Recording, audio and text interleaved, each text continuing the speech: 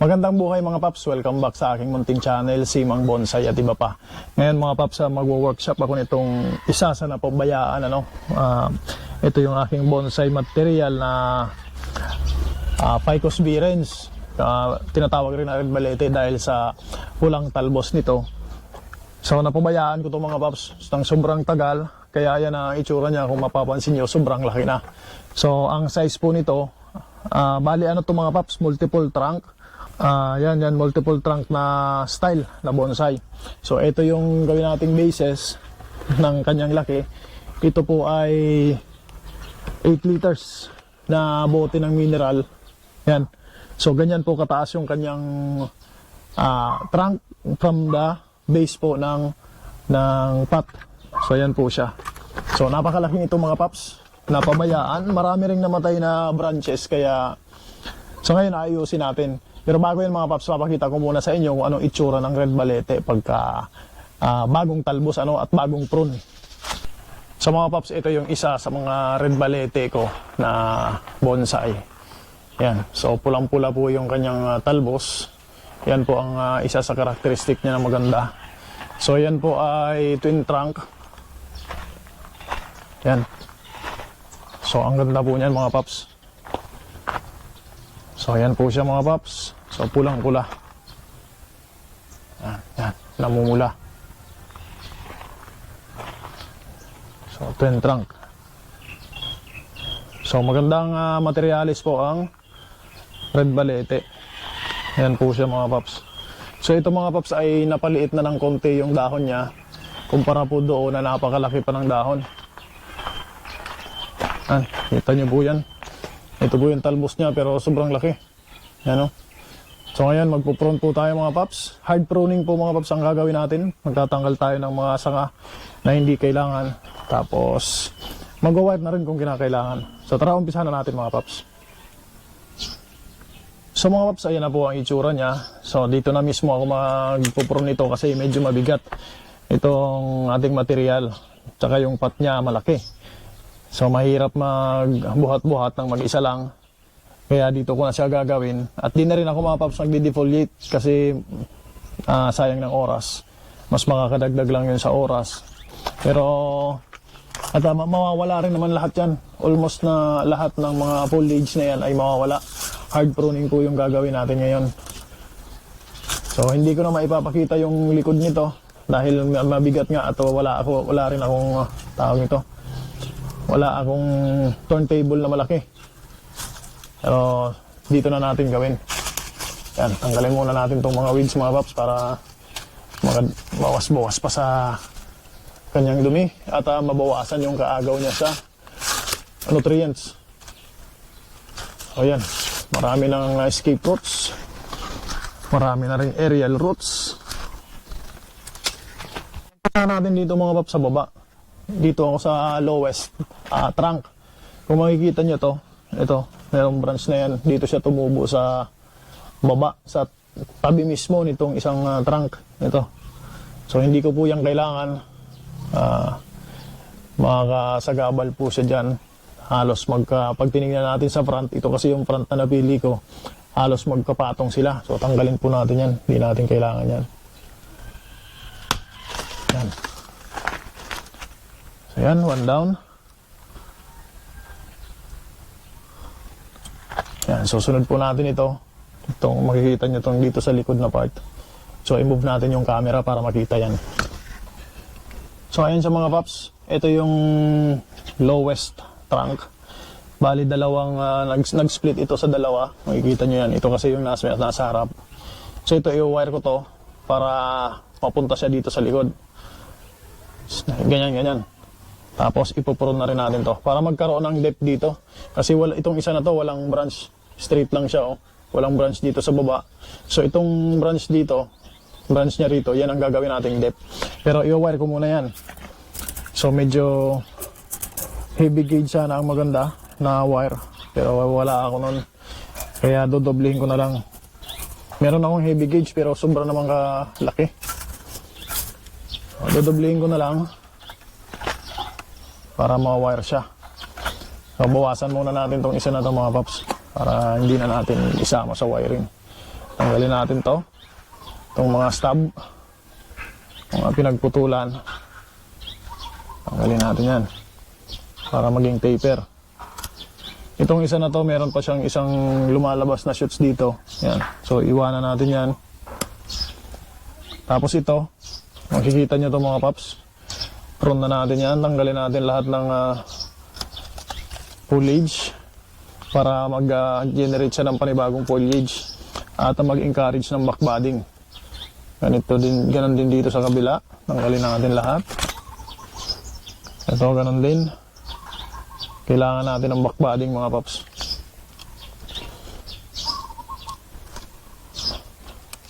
Yan, itong isa na to. So, putulin na rin natin to. Tanggalin natin, ano? Hard pruning tayo ngayon mga paps. Itong isa ganun din. So, babawasan natin. Yan. Yan. So, naked na to mga paps. Wala nang kahit isang foliage. Ngayon, i-wire natin yan. Magdodoble-doble tayo ng wire.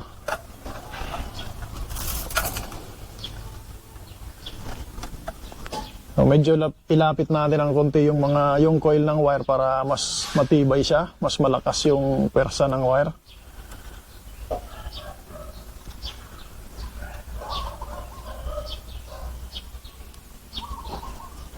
Yan. Itong isa. Yan. So maganda pag ganito mga paps na yung adjacent branches na kailangan nating galawin ay i-wire natin ang sabay. So sa iisang wire, yung dalawang branch maiwa-wire natin para maganda yung anchor ng wire.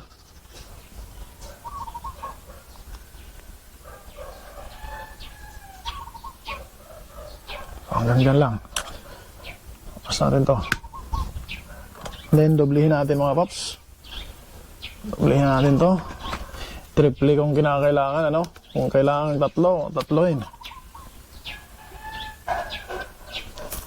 Pero ngayon, susubukan muna natin kung kaya na ng doble lang. So, 3mm naman tong wire na to. Kaya, medyo malakas-lakas naman to.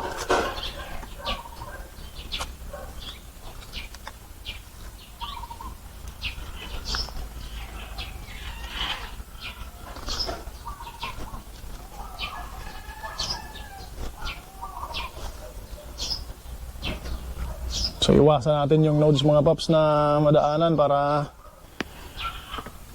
hindi maharangan yung tutubo na panibagong shoots, mga panibagong branches.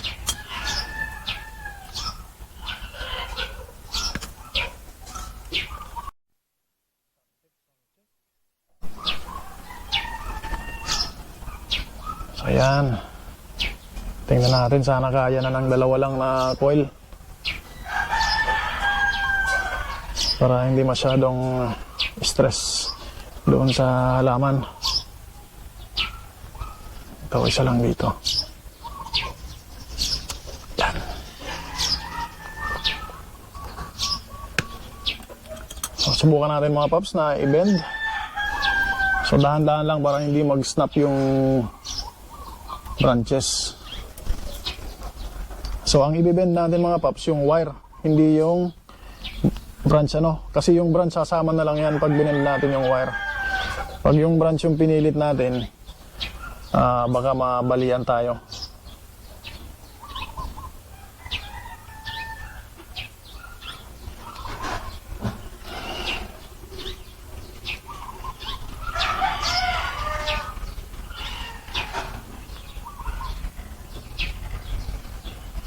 Yan. So ayan mga paps, nandito na siya sa likod. Kanina nandito siya sa part na to. Ngayon yan, ilagay natin dito. Tapos dito sa part na to, merong maliit na shoots. So patutubuin natin yan para makita natin kung pwede natin siyang ilagay dito sa part na to. Yan. So mamaya, pagkatapos mga paps, titingnan ko kung pwede siyang lagyan ng ng guy wire para ito mas umusog ng konti. So tingnan natin, lagyan natin ng guy wire mamaya. So ayan mga paps, tingnan natin dito sa kabilang view itong na-i-wire ko. So ayan na po siya. So may pad na siya dyan, naka-create na ng pad dito sa ilalim. Meron dito, ito yung sinasabi ko mga paps na shoots. Ito, isa na yan. So subukan natin patubuin yan para makapaglagay tayo rito ng branch.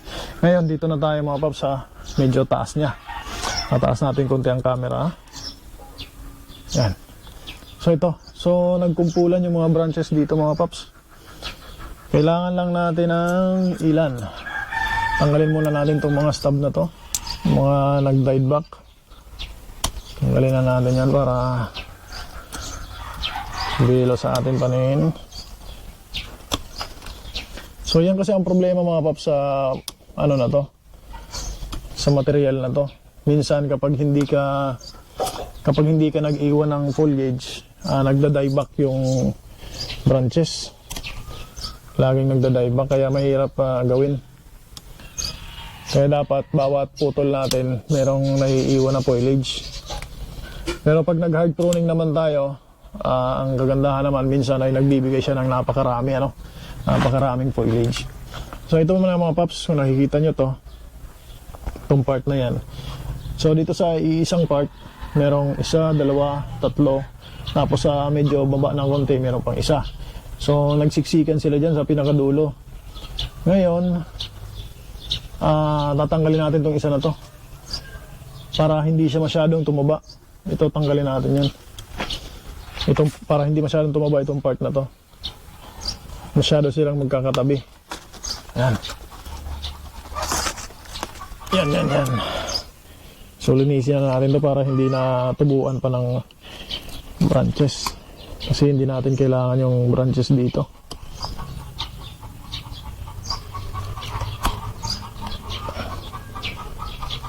Yan. Then ito, si-setback natin sagad. Yan. Ito, lalagay natin dito sa unahan. Medyo malaki na nga ito. Pero sige lang. Setback natin din dito. Ito, wire natin mga paps. Lagay natin dito sa likod. Kasi masyadong malapit dito sa ano. Setback natin yan. Setback muna. Ganon din to. So ayan. So ito nga, parang hindi maganda tong isa na to. Walang tapering. Ito kasi yung magiging apex niya, itong part na to. Sige lang, iwanan ko muna to dito, hayaan ko muna siya dyan. Pero parang pangit, so tanggalin na natin yan mga paps. Parang hindi ko personada. Yun. Kasi tumataba itong part na to walang tapering. Tanggalin natin diretso yan. So yan, ito hintay natin. Wire natin to konti.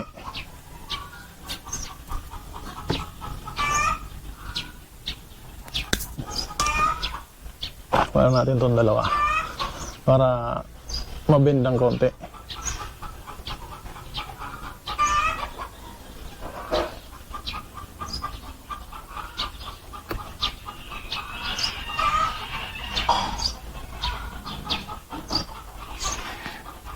Yan. Excess. So i-bend natin to. Ito papunta sa likod tong isa. So ganun din. Bend natin to ang konti. So ito mga paps, meron dito sa na shoots dito sa kabila. So yan ang gagamitin natin papunta dyan sa likod. Kaya dito lang siya sa side. Tingnan natin sila kung maglabasan sila mga shoots. Kung sana magtuloy ang mga shoots na yan.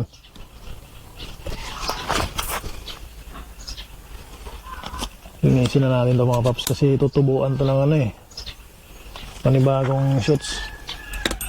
Ayan, tapos na tayo dito mga paps. Lipat tayo dito sa kabila. Itong isa na to.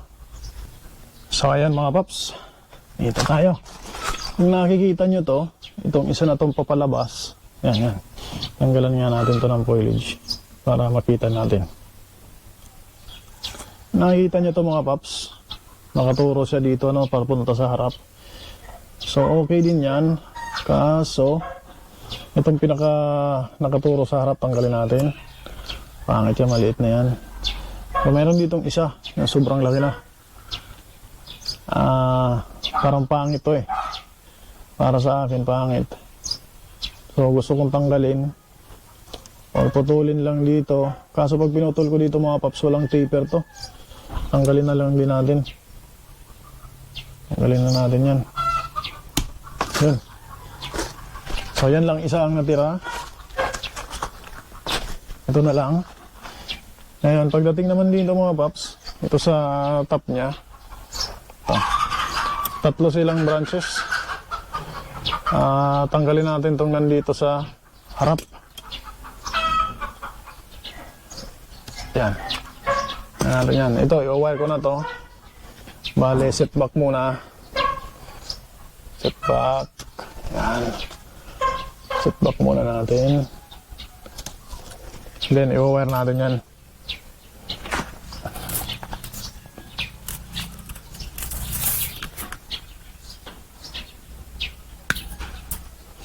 Wire natin yan dalawa.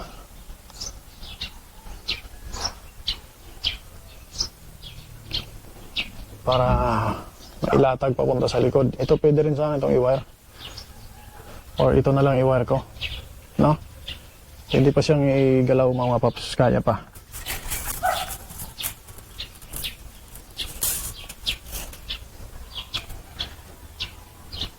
Ito na lang isa na to ang i-wire natin. Gawa tayo ng anchor. Palagi. Para mas malakas yung kapit.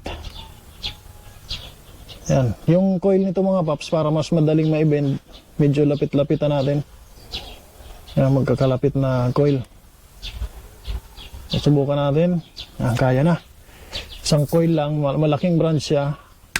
Isang coil lang ng wire, kaya na siya. Kasi medyo nilapitan natin yung mga spacing.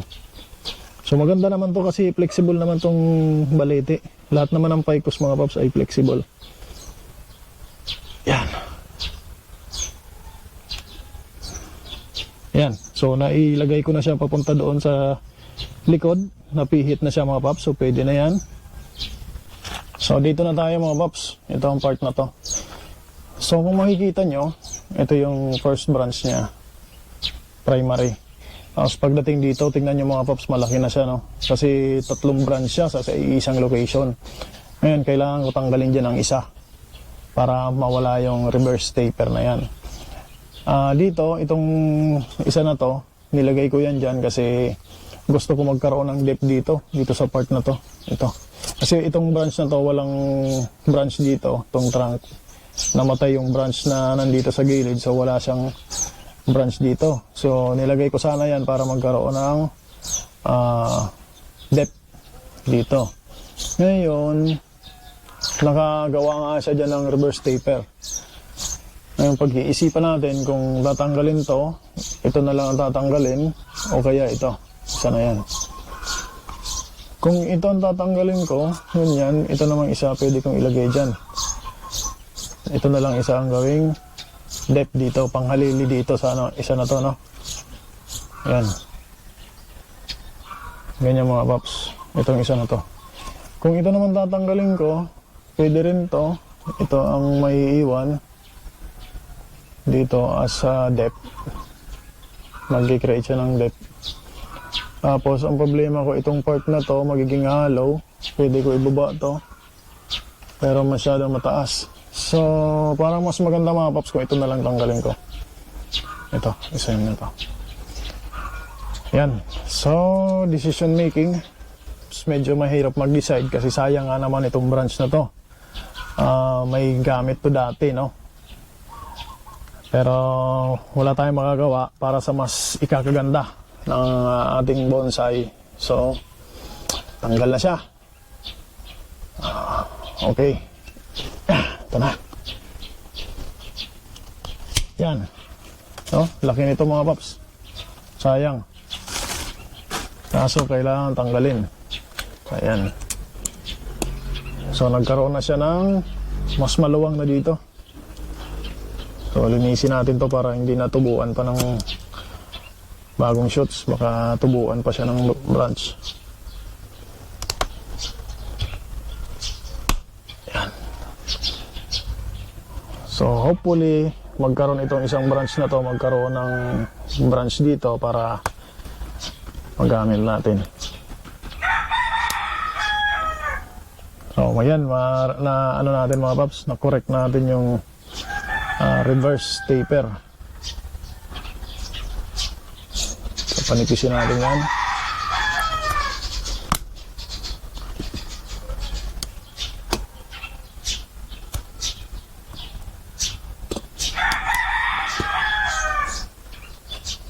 Panipisin natin.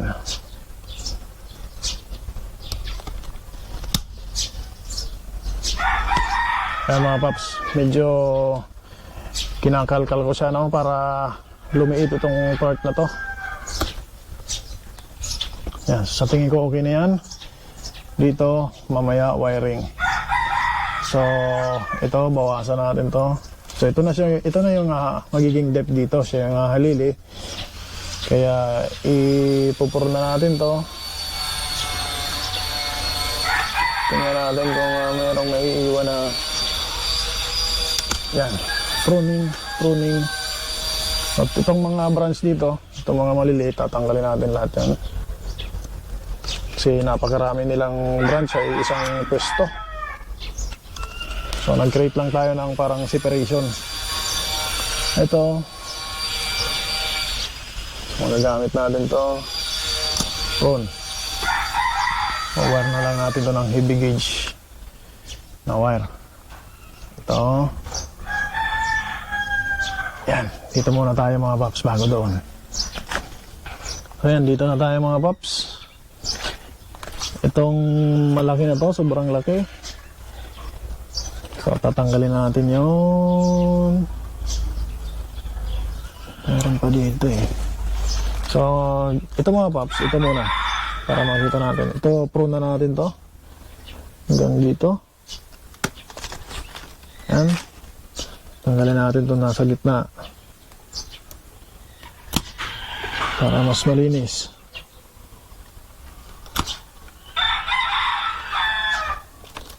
Ito, lalagay natin dito papunta sa harap. So, prune na rin natin yan. Yan. So, ito mga paps, kung makikita nyo, tatlo rin sila. Makikita nyo ba itong part na to?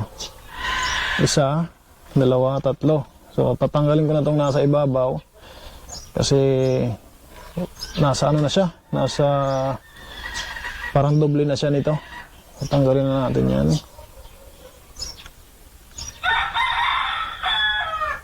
Yung dalawa lang yung matitira. Hindi pwedeng napakarami nila. Hindi pwede yung tatlo sa isang location. So mga paps, nagka-problema yung ating isang camera, kaya cellphone ang gamit natin ngayon. At handheld lang ito mga paps, wala akong pinapaglalagyan. So ngayon mga paps, tiyagaan na natin to. Pahingan muna natin yung isang camera. So ito, ipoprone ko to dito. Wala akong nakikitang nodes, pero tingnan natin kung maglalabas to ng panibagong shoots. Ayan, ipoprone natin ng maiksi kasi malapit niya ng abutan ito. Para sa tapering, prune natin yan, hard pruning. Yan. Itong isa, puprune natin ng hanggang dito. Dito siguro. Tapos i-wire natin siya pag ganon. Medyo nabali. So, prune natin dito. Yan. Mamaya i-wire natin yan. Nasobrahan yung uka dito mga paps. Na ano siya. Pero nakakapit pa rin naman. Yan, ito. Prune din natin to. Maiksi. Ito. Prune na rin to. Prune lahat. Then ito. Tatanggalin natin to mga paps kasi nandyan siya sa ibabaw. Tatlong branch na sila sa isang location. Tanggalin natin yan. Ayun, ito prone din. So tanggal lahat, ano. Ito, tanggalin natin itong maliit dito. Hindi maganda itong maliit na yan sa ilalim. Ito mga paps. Ito. Tanggalin natin yan. So ito, prone din to. Ito, ganun din. So ayan na itsura niya. I-wire natin yan mga paps. So hindi ko na ipapakita mga paps kung paano ko siya winire. Papakita ko mamaya pagka natapos na. Pag naipwesto ko na para mas mabilis po tayo. So ayan na yung itsura niya mga paps. Ito medyo na-bend ko ng konti rito para maging depth sa likod nitong malaking branch. Tapos ito, ayan, na-wire ko na para magkaroon ng padding dyan. Ito na iusog ko rin konti dito sa likod para maging depth na rin dito. Ngayon ito mga paps, itong isa na to, hindi ko muna winire ano. Maghihintay ako na magbigay siya ng mga bagong shoots para malagyan ko rito. Makita ko kung ano yung pwedeng igalaw dyan. So ngayon, tingnan natin sa harap. Ayan po ang itsura niya. Ayan. So ito yung naging depth dito kasi wala itong ano walang branch itong isa na to. So yan ang mag-fill up dyan. So pag may lumabas dyan na shoots, yan, siya yung magiging ano dito. Yan na po itsura niya. So ngayon dito naman tayo, ito sa pinakamalaki. So ayan mga paps, at di pa rin maayos yung ating camera. So magtyaga tayo dito sa cellphone mga paps. Wala tayong holder kaya kamay-kamay lang. So ito mga paps yung ano, susunod natin. Ito sa main trunk. Ayan, itong isa na to. Wire ko to dito. Ang ganyan. Pero setback muna yan. Kakatback muna natin. Tingnan natin kung hanggang saan yung nodes. Kasi dapat may nodes yung pagpuputulan. So hanggang dito, putulin natin to. Yan. Ayan mga paps, sunod ito. Itong isa na to. Putol natin yung mga dulo. So ayan. So i-wire natin to mamaya. Lalagay natin ang paganyan. Para meron dito sa ano na to, part na to. Dito. Ito mga paps, tanggalin natin muna itong stub na to. So meron ditong branch. Yan ko lang kung kaya ko pang pihitin yung ano na yan. Ito. So, gusto ko itong pihitin papunta doon sa likod. Ewan ko lang kung makakaya pa. Kaya pa kaya. Kasi itong branch na to, masyado siya mataas. So puputulin ko na to mga paps. Kasi wala na rin namang taper. Putulin ko muna yan. Hard pruning tayo ngayon. Putulin ko na to para magbigay siya ng panibago. Yan. Yan na po ang nangyayari. Ito. Yan. Naputol na. Then next natin. Ito. Anong gagawin ko rito? Lagay natin dyan. So tatanggalin ko muna tong wire mga paps. Itong wire na yan. Tapos pruning tayo. Yan. So itong part na to mga paps. So ito prune na tayo rito ano. So, putulin na natin to. Yan. Itong part na to, ito. Sobrang taas na niyan mga paps. At saka hindi na rin yan mawawire. Yan. Hindi na to mawawire kaya putulin na rin natin to. Set back natin ng mababa. Tapos maghihintay na naman tayo ng may tumubo. Itong isa na to, mawire natin ng ganyan. Set back natin to todo. Yan. Itong isa. So dito tayo kukuha ng apex. Putulin na rin natin to. Yan. Ito, set back. So hard pruning talaga, halos maubos lahat. Yan. Dito, ito mga paps, putulin na natin dito. Ito, ganun din. So ayan po ang itsura nya. Itong isa ay may pipihitin natin ng konti. Ito. Para bumaba siya ng konti dyan. Tapos i-wire natin siya dito, adjacent dito. Dito sa part na to, hindi na muna ako mag-wire mga paps sa apex. Kasi parang kulang pa, no? Hintayin natin na may lumabas na mga bagong shoots dyan. So ito, i-wire ko na, tapos ipapakita ko sa inyo mamaya. So ayan na mga paps yung itsura niya. Kung mapapansin nyo, itong isa na to, kanina itong branch na to nasa ibabaw. Diyan siya sa ibabaw. Ngayon pinihit ko siya ng konti para mapunta siya sa side. Magkaroon ng separation dyan. Yan. Dati ito nandito yan siya sa ibabaw. Pinihit ko ng konti para mapunta siya sa side. Ito namang isa na to, inusog ko ng konti doon. Tapos yan, para magkaroon ng padding na dyan sa future, ano. So tapos dito sa part ng apex, hindi muna ako gumalaw. Naghintay ako mga paps na may lumabas dyan ng mga bagong shoots. So hopefully may lumabas. Kasi ito dito sa kabila na to bakante. Tapos dito wala rin. So ayan, ito ganun din. Hihintayin ko muna magkaroon ng bagong shoots yan. So ayan ang itsura niya ngayon. Ayan na po siya. So hard pruning. Ayan na po. So yan lamang muna mga paps sa video ngayon. Maraming salamat sa panonood. Sana po ay meron akong naituro sa inyo. So pagpasensyahan nyo na at nasira yung ating camera, nagkaroon ng problema. So maraming salamat once again. Kapag hindi pa po kayo nakapag-subscribe, iimbitahan ko po kayo na mag-subscribe at click nyo na rin yung notification bell. Share nyo na rin mga paps para mas lumawak yung maabot ng ating channel. Yun lamang, magandang buhay at happy bonsai.